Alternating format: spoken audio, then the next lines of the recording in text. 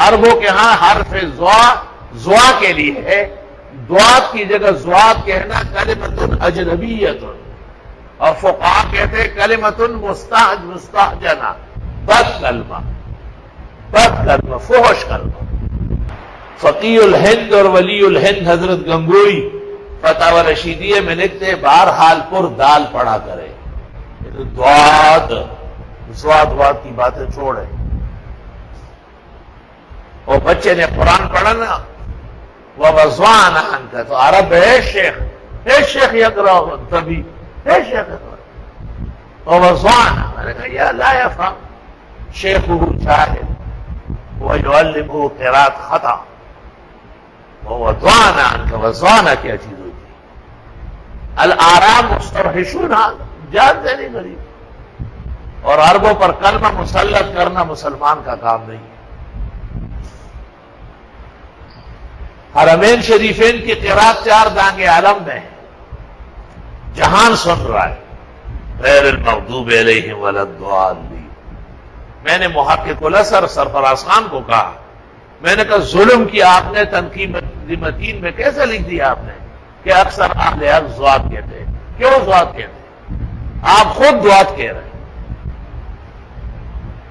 مفتی محمود نے بھی پاس کیا، جب مغرب کے لیے آگے ہوئے تو ضالین اور مغضوب پڑھ رہا تھا۔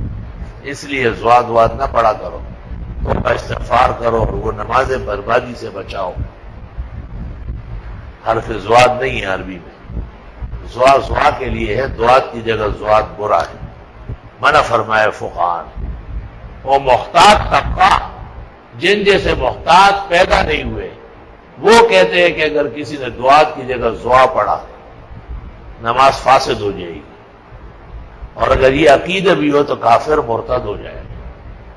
دیکھیے زلت القاری محیط برہانی کی، زلت القاری قاضی خان کی، زلت القاری ہندیہ کی۔ یہ کچھ وقت سے ہمارے یہاں پانی پتی اور دودھ پتی، یہ وہاں سے آیا، پر پانی پت جو ہے نا وہ قرات اور تجوید کا کون سا حصہ ہے؟ یہ غلط بات ہے بالکل۔ ہمارے بزرگ بڑا مدرسہ ہے حفظ و تجوید کا، 55-60 کلاسیں ہوتی ہیں۔ سالانہ جلسے میں مجھے بلاتے تھے، میں نے وہاں تقریر کی کہ یہ بچوں کو زوات نہ سکھاؤ، ان کا مستقبل اور ایمان نہ ڈبو، اور یہ دعات ہے زوات نہیں۔ بچوں کو کہا کہ حضرت کے سامنے دعات پڑھو، جب وہ چل جائے پھر زوات پڑھو۔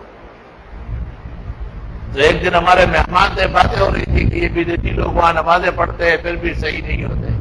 میں نے کہا اس لیے کہ وہ بدعتی ہے، اور اگر کوئی اہل حق میری موجودگی میں دعات پڑھے اور بعد میں زوات پڑھے تو وہ بھی بدعتی ہوگا بچہ ہے۔